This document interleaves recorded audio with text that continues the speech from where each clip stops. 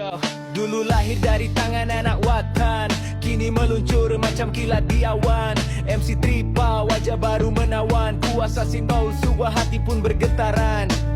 Lampu LED menyala Package garang. zero deposit, zero bayaran muka untuk Proton Saga baru version 1.5 MC3. Kita buka package mampu milik ini untuk customer-customer agar dipermudahkan urusan pembelian Proton Saga baru ni.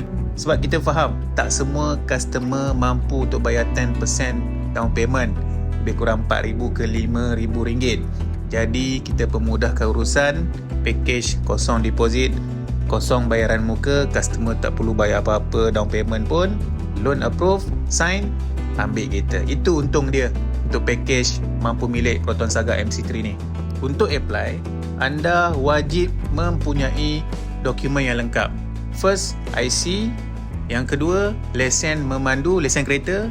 Lesen motor tak boleh. Yang ketiga, slip gaji.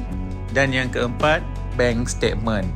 Gaji cash tak boleh. Gaji mesti masuk bank. InsyaAllah boleh.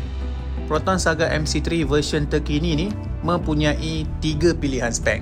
Bermula dengan Proton Saga Standard 1.5 Auto. Yang kedua, Proton Saga Executive 1.5 Auto. Dan yang full spec, Proton Saga Premium 1.5 CVT Auto. Ketiga-tiga spek ni kita buka package mampu milik ni. Zero deposit, zero bayaran muka. Anda ambil kereta anda hari ni, tak perlu bayar apa-apa deposit ataupun down payment.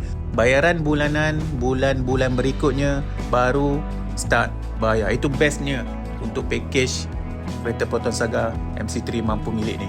Untuk anda yang berminat, boleh terus hubungi saya. Saya attach ini business card saya, boleh screenshot, boleh terus PM saya ataupun WhatsApp saya ataupun boleh call.